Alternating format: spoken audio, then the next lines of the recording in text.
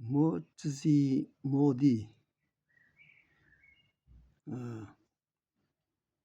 miloddan avvalgi 480 taxminan 400-yillarda o'tgan qadimiy Xitoy faylasufi Moduzi mayda mulkdor oilasida tug'ildi.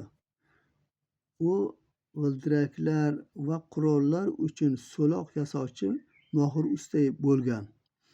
Konfutsiy ta'limotini chuqur o'rgangan.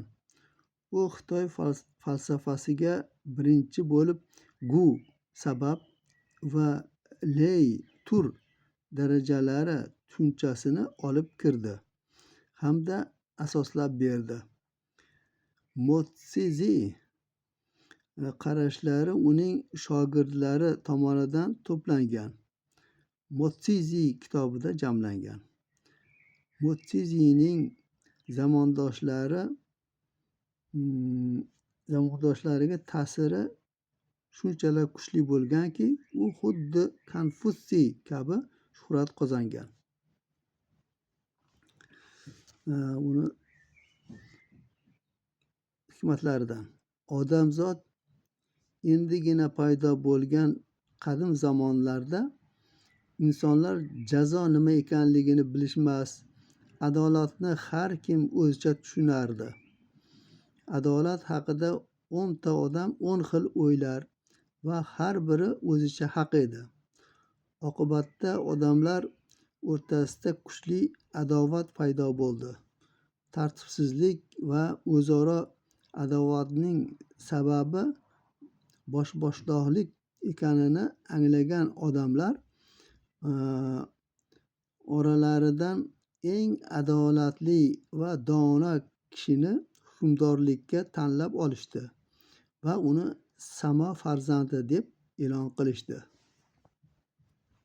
Keyingisi Motsizining shogirdi Pentsin ustoziga dedi: o'tmishni bilish mumkin, ammo kelajakda nimalar yuz berishini avvaldan bilib bo'lmaydi. Motsizi shogirdiga javoban shunday dedi: faraz qilginki, 100 li uzoqlikda yashovchi yaqin qarindoshlaring boshiga og'ir kulfat tushdi. Vaziyat shundayki, bir kunda ularning hayot mamoti hal bo'ladi. Agar sen ana shu bir kun ichida ularning qoshiga yetib borolsang tirik qoladilar. Aks holda halokatga mahkum bo'ladilar. Qarshingda esa manzilga eltuvchi 2 ta arava turibdi. Aravalardan biri o'ta mustahkam va baquvvat otlar qo'shilgan. Ikkinchisini esa g'ildiraklari singan va bir juft oriq ot qo'shilgan. Qani aytchi, sen qaysi birini tanlaysan? Albatta baquvvat aravani tanlayman-da, dedi shogird o'ylab o'tirmay. Shunda Motsizi istehzo bilan dedi: xo'sh, unda nima sababdan kelajakni oldindan ko'rib bo'lmaydi deyapsan? Keyingisi insonlar o'rtasidagi o'zaro mehr muhabbat o'zgalar mulkiga, xonadoniga xuddi o'ziniki kabi munosabatda bo'lib, har bir kishining o'zining tushunganidek tushunishiga o'rgatadi. Odamlar orasida o'ta noyob fazilatlilari tufayli hayotdan ko'z yumganlar ko'proq uchraydi. Chunki haddan ortiq yukni asrash doimo ranju alam chekishga sabab bo'ladi.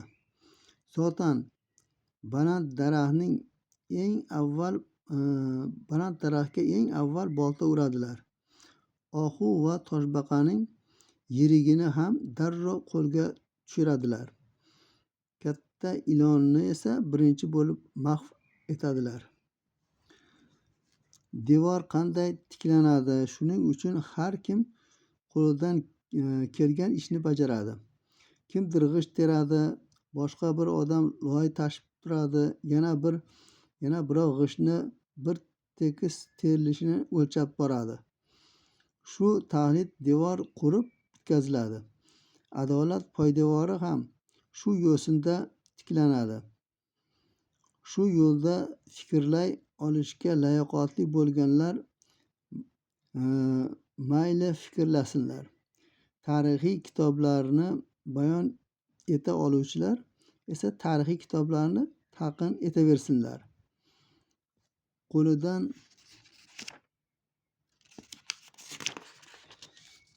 boshqa ish keladiganlar